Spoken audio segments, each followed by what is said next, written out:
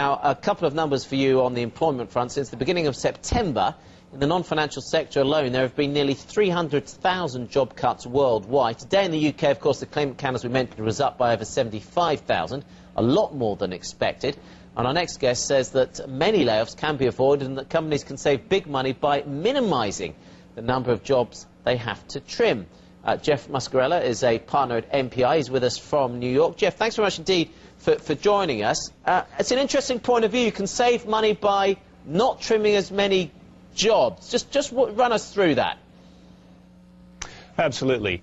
Basically, companies are under a lot of pressure today to cut costs, as we all know, and managers have been asked to pore over their budgets again and again and again, looking for cost savings. And when they come back time and again and point out that they just don't see any other areas to cut their cost other than people, what we have found in working with clients is quite the opposite, that if you look at some of your key external spend areas, and these are things like telecommunications, transportation, technology, and you really pour through those agreements and your spending in those areas, oftentimes with a fresh set of eyes, a market-based perspective, companies can reduce the spending in those areas by several $million a year, and that translates to a lot of jobs. I guess this is on the basis that if you make cuts in those areas, it's immediate. A job cut doesn't hit the bottom line until whatever period of time, because you've got to pay an upfront cost, right? So a job cut doesn't start improving your bottom line for quite some time. What's the average that it takes? The average payback on many of these initiatives is 30 to 60 days, on the outside 90, and as you mentioned with job cuts, sometimes the paybacks for those that you're maybe dealing with severance, unemployment, all kinds of hidden costs that don't always get factored in to the equation fairly and accurately on the front end. Yeah, so you might not get the benefit until sort of 9 months after the fact, right, is what you're saying? Exactly. Exactly. Whereas with, I was going to say, with a multinational company we worked with recently, we went and looked at a lot of their telecommunications spending, and we were able to reduce that by over $5 million a year. That hit the bottom line pretty quickly.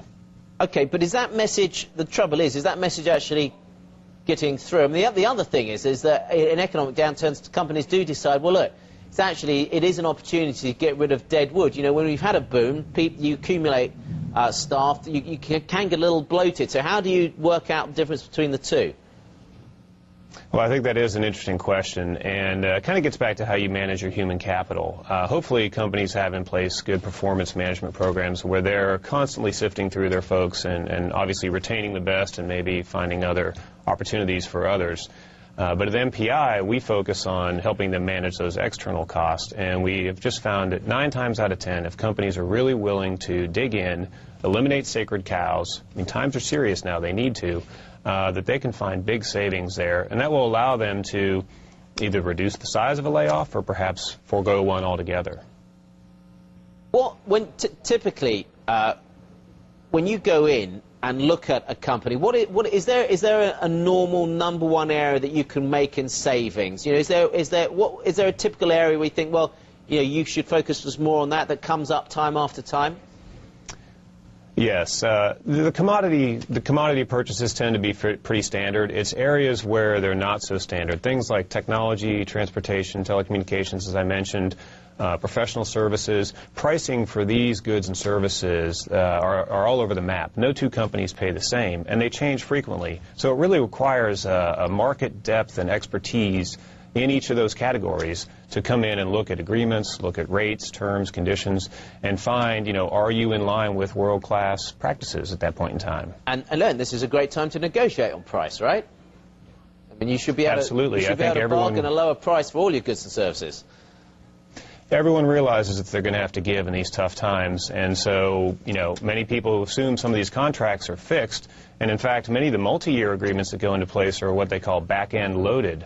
In an outsourcing deal, for example, a vendor may assume that they are going to recoup some of the cost on the back end, and they will artificially give you lower rates on the front end. Obviously, if that was 2 or 3 years ago, you may be paying those higher rates now, and so you want to go back and look at the market and see if you should be renegotiating some of those agreements. Jeff?